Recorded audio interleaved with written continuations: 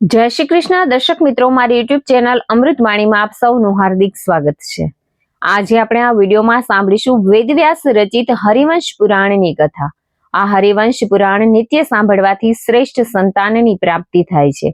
એ ઉપરાંત ધન, વૈભવ, દીર્ઘાયુ, આરોગ્ય, ઉત્તમ ભાગ્ય, સન્માન, યશ, કીર્તિ અને ગૌરવ મેળવે છે। હરિવંશ પુરાણનું શ્રવણ કરી મનુષ્ય 10 આગલા અને 10 પાછલા સર્વે પિતૃઓનો ઉદ્ધાર કરે છે, જેના શ્રવણ માત્રથી મનુષ્ય સર્વે પાપોમાંથી મુક્ત થાય છે। પુત્ર વિનાના ને પુત્ર, નિર્ધન ને ધનની પ્રાપ્તિ થાય છે। નરમેઘ અને યશ્વમેઘ યજ્ઞો કરવાથી મનુષ્યને જે ફળની પ્રાપ્તિ થાય છે તેને તે પામે છે। હરિવંશ પુરાણ બહુ મોટું હોવાથી તેને આપણે વિભાગોમાં વિભાજિત કરીશું। જો આપને મારો વિડીયો પસંદ આવે તો ચેનલને લાઈક, શેર અને સબસ્ક્રાઇબ કરો, જેથી નવા આવનારા વિડીયોના નોટિફિકેશન તમને મળતા રહે અને મારા વિડીયો આપ સુધી તુરંત પહોંચી શકે। ધન્યવાદ। ભાગ 1, શ્રી હરિવંશનું મહાત્મય અને તેની શ્રવણ વિધિ। જન્મેજય બોલ્યા કે હે ભગવાન, આપે અગાઉ મહાભારત શ્રવણ કરવાની જે વિધિ આપે મને બતાવી હતી, પણ હવે મારે હરિવંશ સાંભળવાની તમન્ના છે, તો કૃપા કરીને હરિવંશ પુરાણ સાંભળવાની વિધિ જણાવો। વૈશંપાયન બોલ્યા કે હે રાજન, ઋષિ મુનિઓનું માનવું છે કે હરિવંશ બ્રહ્મા, વિષ્ણુ અને મહેશનું સ્વરૂપ છે, યાની શરીર છે। હરિવંશ સનાતન શબ્દ બ્રહ્મમય છે। આથી આ હરિવંશ રૂપી શબ્દ બ્રહ્માના કુળમાં થયેલો મનુષ્ય પરબ્રહ્મા પરમાત્માને અવશ્ય પામે છે। હે રાજન, જેમ સૂર્યદેવનો ઉદય થતા રાત્રિના અંધકારનો નાશ થાય છે, તેમ આ મહાન પુરાણનું શ્રવણ કરનારાના મન, વચન અને શરીરથી થયેલા સર્વે પાપોનો ક્ષય થાય છે। આ પુરાણ શ્રવણ કરવાથી 18 પુરાણોનું શ્રવણ કરવાથી જે પુણ્ય મળે છે, એ જ ફળ માત્ર એક હરિવંશ પુરાણ કથા શ્રવણ કરવાથી પ્રાપ્ત થાય છે, અને મનુષ્યના સર્વે મનોરથો સિદ્ધ થાય છે, એમાં કોઈ શંકાને સ્થાન નથી। આ પુરાણનું શ્રવણ કરનાર મનુષ્ય ભગવાનના ધામમાં જાય છે, પણ આ હળાહળ કળિયુગમાં આ પુરાણનું શ્રવણ કરનાર ભાગ્યે જ કોઈ મળે છે। કળિયુગમાં હરિવંશ સાંભળવા વાળા દુર્લભ હશે, પણ પુત્ર પ્રાપ્ત કરનાર સ્ત્રીઓએ તો હરિવંશ પુરાણનું અવશ્ય શ્રવણ કરવું જોઈએ। પૂર્વ જન્મમાં કે આ જન્મમાં બાળકોની હત્યા કરનાર મનુષ્યને છોકરા કાં તો મરેલા જન્મે છે, યા તો જન્મતા જ મરી જાય છે, પછી કસુવાવડ થઈ જાય છે। આથી આવા મનુષ્ય ખાસ કરીને હરિવંશ પુરાણનું શ્રવણ કરવું જ જોઈએ। દેવ પૂજા વિના ફૂલો તોડી, ફળોનો નાશ કરનારી, બાળકની હત્યા કરનારી, મા બાપનો વિયોગ કરાવનારી, અન્ય સ્ત્રીના ગર્ભને પાડનારી, એવા કર્મો કરનારના સંપર્કમાં રહેનારી, આમાં 5 દોષયુક્ત સ્ત્રીઓ આ જન્મમાં કે બીજા જન્મમાં સંતાનને જન્મ આપતી નથી, યા તો મરેલા બાળકને જન્મ આપે છે, યા તો રજો દર્શન રહિત રહે છે। કેટલીક સ્ત્રીઓ કન્યાને જ જન્મ આપનારી થાય છે, તો કેટલાકને ગર્ભ પડી જતા કસુવાવડ થઈ જાય છે।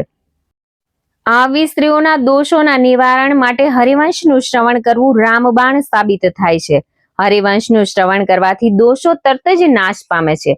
જે મનુષ્ય પદદાન સહિત સુવર્ણનું દાન તથા ઘીનું દાન કરે છે અને સાથે સાથે હરિવંશનું 10 વાર શ્રવણ કરે છે, તે વીર્યવાન થાય છે અને તેને અવશ્ય સંતાન પ્રાપ્તિ થાય છે।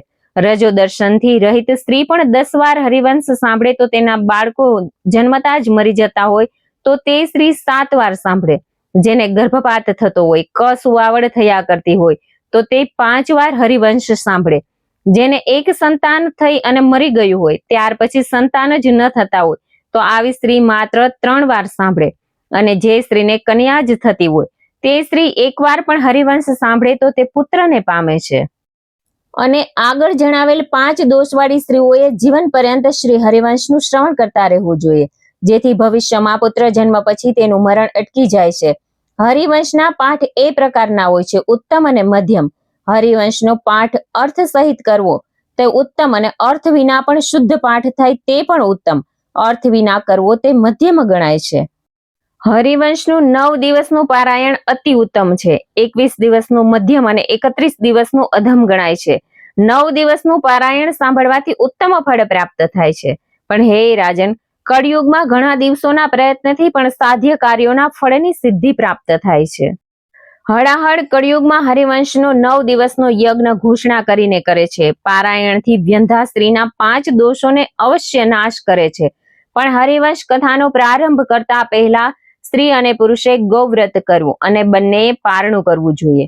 હે રાજન, કથા શ્રવણના પ્રારંભે આ ઉત્તમ વ્રતનું અનુષ્ઠાન કરવું અને તે 1 માસ સુધી યાની સમાપ્તિ સુધી બરાબર કરવું યોગ્ય છે. સ્ત્રીએ સુદ ચતુર્થીની તિથિએ પ્રાતઃકાળે ઉઠીને પ્રસન્ન ચિત્તે ગૌવ્રતની શરૂઆત કરવી. પ્રાતઃકાળથી સૂર્યાસ્ત સુધી જ્યાં સુધી સીમમાં ચરવા ગયેલી ગાય પાછી ન ફરે ત્યાં સુધી અન્નજળનો ત્યાગ કરવો જરૂરી છે. ગાય સાંજે પાછી ફરે ત્યારે વાછરડા સહિત ગાયની પૂજા કરી તેને પુષ્કળ ઘાસ દાણ ખવડાવીને પોતે જવનું અન્ન ગ્રહણ કરવું. આ રીતે કોઈ પણ મહિનાની સુદ ચોથથી આ વ્રતની શરૂઆત કરવી અને તે 1 મહિના સુધી ચાલુ રાખવું જરૂરી છે. હે રાજન, સ્ત્રીએ તેમજ પુરુષે બંને આ વ્રત કરવાની સાથે હરિવંશ કથાનું શ્રવણ કરવાનું યોગ્ય છે. આથી સ્ત્રીને અવશ્ય પુત્રની પ્રાપ્તિ થાય છે, એમાં કોઈ શંકાને સ્થાન નથી. હરિવંશ પુરાણની શ્રવણ વિધિ. વૈશંપાયન બોલ્યા કે હે રાજન, હવે હું તમને હરિવંશના 9 દિવસના પારાયણનું શ્રવણ વિધિ કહીશ. ઘણા સહાયકોની સહાયતાથી આ વિધિ સિદ્ધ થઈ શકે છે. પ્રથમ તો જ્યોતિષીને બોલાવીને કાળજીપૂર્વક મુહૂર્ત પૂછવું. ત્યાર પછી યોગ્ય ધનની વ્યવસ્થા કરવી. કારતક, માગસર, અષાઢ, શ્રાવણ, ભાદરવો, આસો આ 6 મહિના કથા માટે શ્રેષ્ઠ છે અને શ્રોતાઓની મહેચ્છા પૂર્ણ કરનારા છે. ત્યાર પછી પારાયણના સમાચાર સગા વહાલા અને ભાઈ બંધુઓને આપી અને પત્રિકા મોકલવી. કથાનું સ્થાન પવિત્ર તીર્થ ક્ષેત્રમાં, જાહેર ઉદ્યાનમાં યા તો યજમાનના ઘરના આંગણે રાખવું. જ્યાં વિશાળ મેદાન હોય ત્યાં કથાનું સ્થાન રાખવું. જે જગ્યાને સાફ સુથરી કરવી. ગાયના છાણથી લીપાવીને યોગ્ય રીતે શણગારવી. અગર ઘર આંગણે કરવાની હોય તો તેમના આસનો ગોઠવવા. મુખ્ય વક્તાનું આસન પણ ગોઠવવું. જો કથાકારનું મુખ ઉત્તર તરફ હોય તો શ્રોતાઓનું મુખ પૂર્વ તરફ રાખવું. કથાકાર વિદ્વાન, શુદ્ધ ભાષા બોલનાર, યોગ્ય દ્રષ્ટાંતો કહેવામાં કુશળ, વેદશાસ્ત્ર વિશારદ, ધૈર્યવાન અને દયાળુ પસંદ કરવા.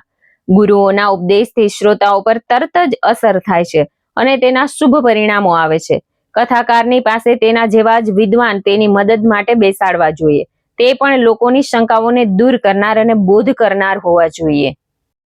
શ્રોતા અને યજમાનમાં ચંદ્રની શુદ્ધિ હોવી પણ જરૂરી છે. ઉત્તમ ચંદ્ર, તારા, બળ, શુભ ગ્રહ અને દિવસ શુદ્ધ હોય ત્યારે વક્તા અને શ્રોતાએ વ્રતની પ્રાપ્તિ અને ફળ પ્રાપ્તિ માટે શુદ્ધિ રાખવાની જરૂરી છે. કથાના પ્રારંભ સમયે પોથીનું યોગ્ય પૂજન કરી કથામાં કોઈ વિઘ્ન આવે નહીં તે માટે ગણપતિજીનું પૂજન વિધિપૂર્વક કરવું જોઈએ. શ્રી કૃષ્ણનું અને તેમના પુત્ર સહિત સ્થાપન કરી પૂજા કરી વિષ્ણુની સ્થાપના કરીને પૂજન કરવું. ત્યાર પછી સંકલ્પ કરવો.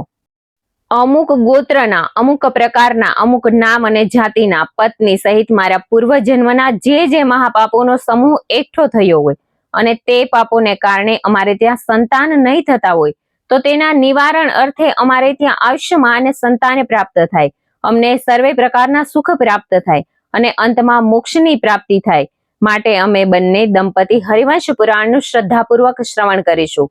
આ રીતે સંકલ્પ કર્યા પછી કથાકારનું વિધિપૂર્વક પૂજન કરવું અને તેને યથાશક્તિ દાન આપીને ખુશ કરવા. આ રીતે પૂજન કાર્ય પત્યા પછી કથાનું શ્રવણ કરવું જોઈએ. પુરાણોના જ્ઞાતા પુરુષ, બાળક હોય કે યુવાન, વૃદ્ધ હોય કે દરિદ્ર યા દુર્બળ તો પણ પુણ્ય મેળવવા ઈચ્છનારાઓને માટે હંમેશાને વંદનીય અને પૂજનીય હોય છે. પુરાણોના જાણકારના મુખેથી નીકળેલી વાણી દેહધારીઓ માટે કામધેનુ સમાન છે, ઈચ્છિત ફળ આપનાર છે. કથાકારે કથા ચાલુ થયા પછી પૂરી ન થાય ત્યાં સુધી કોઈને નમસ્કાર કરવા નહીં કે ધુતારા લોકોને કથામાં વિક્ષેપ પાડતા હોય તો તેનાથી સાવચેત રહી અને એક ધ્યાનથી કથા કરવી જોઈએ. હે રાજન, આવા પુરાણી પાસેથી કથાનું શ્રવણ કરીને શ્રોતા આલોક તથા પરલોકનું સુખ પ્રાપ્ત કરે છે. પુત્રાદિ પ્રાપ્ત કરવાનું પુણ્ય ફળ મેળવે છે. હરિવંશ પુરાણ મહાપાતકોને ધોનાર હોવાથી જીતેન્દ્રિય પુરુષોને પુત્રાદિની પ્રાપ્તિ માટે પૂરી શ્રદ્ધાપૂર્વક એકાગ્રતાથી ભાવપૂર્વક શ્રવણ કરવું જોઈએ.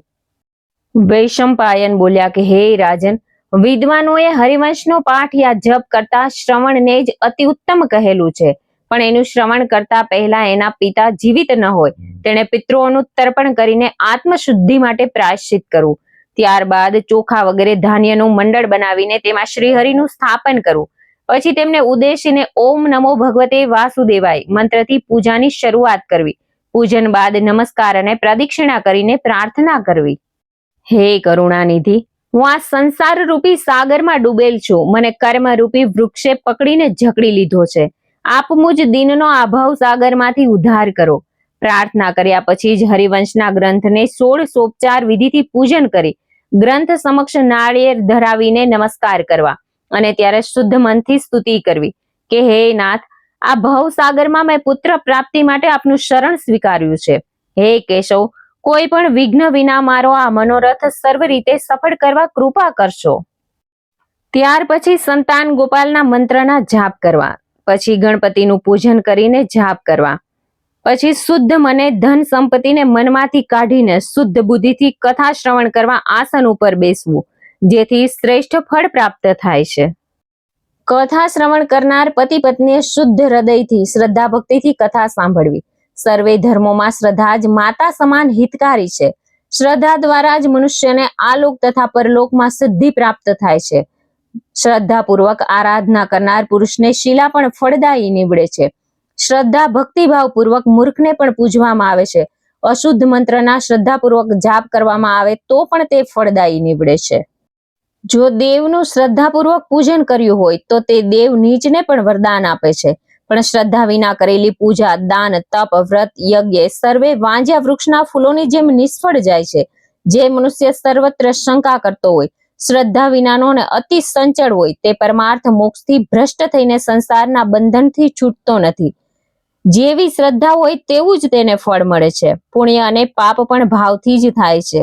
હે રાજન, જે મનુષ્ય શ્રદ્ધા અથવા ભાવ રહિત હોય તેને કદી પણ પુણ્ય પ્રાપ્ત થતા નથી. આથી શ્રદ્ધા ભક્તિનો જ આશ્રય લેવો જોઈએ. કથાકારે સૂર્યોદયથી શરૂ કરીને 3 કલાક સવારે અને બપોર પછી 3 કલાક ધીમા ધીમા સ્વરે કથા વાંચવી. આ પ્રમાણે વિધિપૂર્વક કથાનું શ્રવણ કરીને શ્રોતાઓ સર્વે મનોકામનાઓ પ્રાપ્ત કરે છે. વૈશંપાયન બોલ્યા કે હે સાધુ શિરોમણી, 9 દિવસની કથાના શ્રવણનું વ્રત લેનાર વૈષ્ણવોને પાળવાના જરૂરી નિયમો છે તે હું તમને કહું છું. શ્રોતાએ દિવસમાં 1 ટંક ભોજન કરવું, જમીન ઉપર સૂવું, 9 દિવસ સુધી બ્રહ્મચર્યનું પાલન કરવું. હે રાજન, હરિવંશ કથાના પારણામાં હલકો ખોરાક ખાવો, જેથી શાંતિથી બેસી શકાય.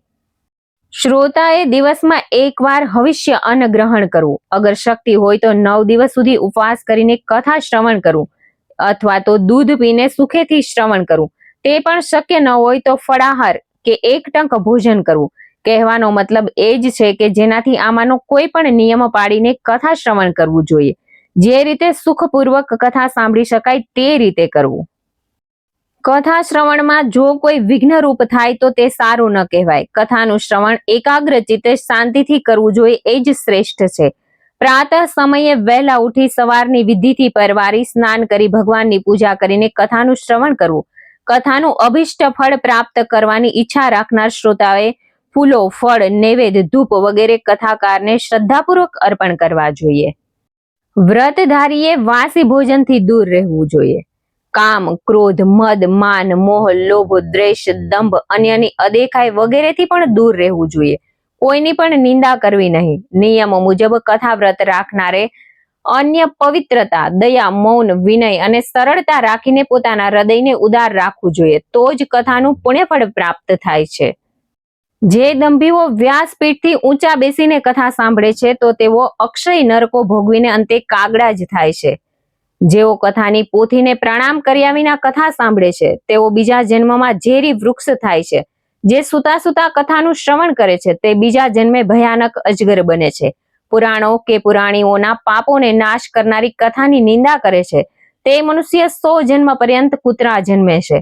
કથા ચાલુ હોય ત્યારે જે દુષ્ટો ઉત્તરો આપે છે તેઓ મરણ પછી ગધેડા કે કાંચીડા તરીકે જન્મે છે. કથા ચાલતી હોય ત્યારે સ્ત્રી કે પુરુષે વાતચીત કરવી નહીં. અગર કોઈ કરે તો તે નરકની કારમી વેદના તેને સહન કરવી પડે છે. હે જન્મેજય, હરિવંશ પુરાણની કથાની સમાપ્તિ થતા અને વ્યાસજીનો યથા યોગ્ય સત્કાર થતા તે શ્રોતા લોકદેવોના, પિતૃઓના તથા મનુષ્યના ઋણથી મુક્ત થાય છે. અને હે રાજન, તે લોકોના પિતૃઓ પણ અક્ષય લોક પ્રાપ્ત કરી સંતુષ્ટ થઈને આનંદ પામે છે. વળી હરિવંશ કથાનો આરંભ અને સમાપ્તિ થતા પાપરહિત થયેલા યજમાન મનુષ્ય સર્વે પાપોથી મુક્તિ મેળવીને પોતાના પિતૃઓ સહિત સઘળી કામનાઓને સિદ્ધ કરે છે. આ પ્રમાણે વિધિ વિધાનનું પાલન કરનાર મનુષ્ય શ્રેષ્ઠ સંતાન તો મેળવે જ છે, તદુપરાંત ધન, દીર્ઘાયુ, આરોગ્ય, ઉત્તમ ભાગ્ય, માન, યુક્તા, ગુણો, સન્માન અને ગૌરવ મેળવે છે. એમાં જરા પણ સંચય નથી. હરિવંશ કથાનું શ્રવણ કરીને મનુષ્ય પોતાના 10 આગલા અને 10 પાછલા સર્વે પુત્રોનો ઉદ્ધાર કરે છે. હે રાજન, આ સઘળું મહાત્મય મેં તમોને કહી સંભળાવ્યું, જેના શ્રવણ માત્રથી મનુષ્ય સર્વે પાપોમાંથી મુક્ત થાય છે. પુત્ર વિનાને પુત્ર, નિર્ધનને ધનની પ્રાપ્તિ થાય છે. નરમેઘ અને અશ્વમેઘ યજ્ઞ કરવાથી મનુષ્યને જે ફળની પ્રાપ્તિ થાય છે તેને તે પામે છે. હરિવંશ પુરાણનું શ્રદ્ધાપૂર્વક શ્રવણ કરવાથી ભક્તને સર્વ ફળ મળે છે. બ્રહ્મ હત્યારો, બાળ હત્યારો, ગૌ હત્યારો, દારૂનું સેવન કરનારો અને ગુરુ પત્ની સાથે અભિચાર કરનારો મનુષ્ય જે મહાપાપી ગણાય છે, પણ તે આ પુરાણનું માત્ર એકવાર શ્રવણ કરે તો તેના સર્વે પાપો ધોવાઈ જાય છે અને પવિત્ર બને છે. એમાં જરા પણ શંકા નથી. હે જન્મેજય, મેં તને કૃષ્ણના અપાર, મહા અદ્ભુત અને મહાન મહાત્મયનું વર્ણન કહ્યું છે, જેનું શ્રવણ કરનાર અને તેનો પાઠ કરનાર ભક્ત 3 લોકમાં જે અતિ દુર્લભ હોય તે મહાફળને તરત જ પામે છે. ઇતિ શ્રી હરિવંશ મહાત્મય સમાપ્ત. જય શ્રી કૃષ્ણ. જય શ્રી વિષ્ણુ ભગવાન.